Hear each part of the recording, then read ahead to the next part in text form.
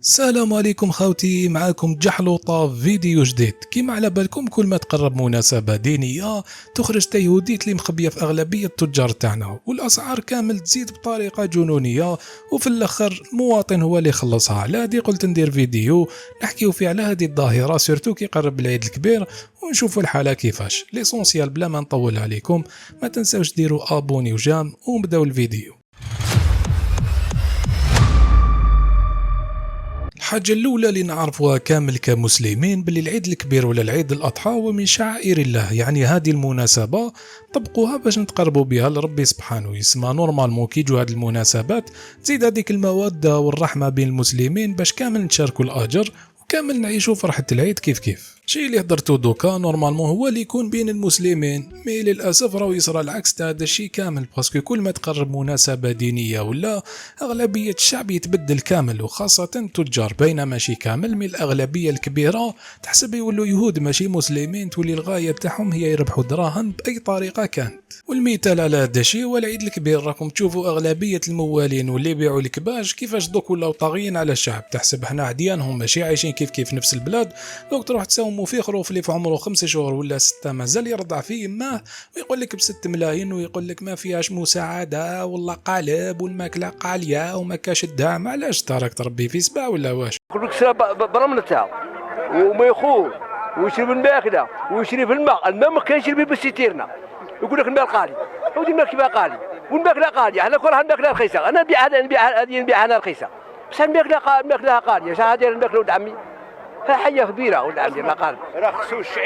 رخصوا الشعير نبيعوكم الزويق رخيص.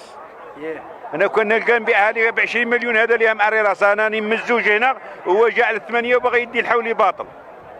20 مليون قليله فيه. هاوليك مثال على الزوج موالين الاشرار اللي نهضر عليهم، يعيطوا غير للشر. واحد يكذب قال له المال لك باش ويخلصوه، ما تحشمش تكتب على كبرك، ها كبيره سي. شوف صاحبك خرج اللعيب ديريكت، جابها من الاخر قال لك كون نصيب نبيع ب 20 مليون، ما قال لك لا ماكله غاليه لا والو. هنا كي تجي تشوف زوج صحاب ماشي متفاهمين تفهم باللي الحاله فيها سرقه، همهم الواحد هو الدراهم برك، هذا ما كان. خلات هادو وهذو من البيع ذوك راك تبيع فيهم. شحال راك تحسب فيهم؟ عطاوني 32 3 ملايين و200. واه شوفوا خروف غير ما زاد راه يحسب فيه 3 ملايين و200 في زوج. وانت شحال راك طالب فيهم هادو؟ 4 ملايين. سعر البيع راه يقول 4 ملايين. هاوليك خوتي، هذا هو كبيرهم الذي علمهم السرقة. يرحم بابك، خروف عنده ساعة برك ملي خرج من كرشي ماه وتحسب فيه ب4 ملايين وما حشمتش.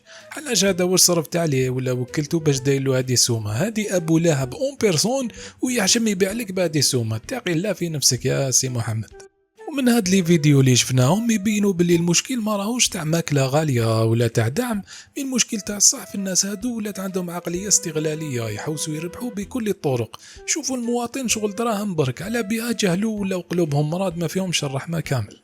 يقول لك الخروف يعمل 20 مليون، هو ساكن في البلاد، سمعتي ولا لا؟ في المدينة الشهر يضرب في 6 7 ملايين و5 ملايين و4 ملايين، لا بغى مليون، عنده لاسيرونس، عنده لونتريت، تشهد عليه. وانا واش عندي؟ عندك الهويش. سي با نورمال ايها الاخ الكريم، واحد الغيرة لا جالوزي. شافت كي تخالط لك باش بزاف واش يصرالك؟ هاي ليك لا بروف بلي هاد العباد جالو تاع الصح. يا خويا علاش تحاسب وتبغض في المواطن اللي يسمعك يقول شهر وعايش حياة الرفاهية؟ حنا شهرية سمانة تخلص لك الباقي كامل يروح كريدي باش تكمل شهر. يا خويا كل واحد ورزقه، ما عجباتكش الحرفة تاعك روح بدلها واللي شهر كيما المواطن. واحد ما قال لك كون موال بالسيف. ايماجيني وفي هذوك العصور الوسطى ولا كاش عصر مغبر كاع اللي كانت عندهم ظروف في القاهره ما كان لا ماتيريال لا والو، تلقاهم يرعاو في الجبال والثلج والمشاكل، والناس نورمال عايشين كل يوم يحكموا من الفيت، تلقاهم دابحين كاش كبش ولا بقره وجامي يشكاو قال لك الماكله غاليه والدعم وكاع. وحنا هادو يا ربي صارفين عليه 2 ملايين برك، داروا لنا الدراما كحله، تحسب راهم يربيو في السبوعه يوكلوا فيهم في اللحم والدجاج باش يحسبوهم هكذا. انا تفهم باللي قد ما راهو يفوت الوقت تخلف يزيد، ما كان لا تطور لا والو.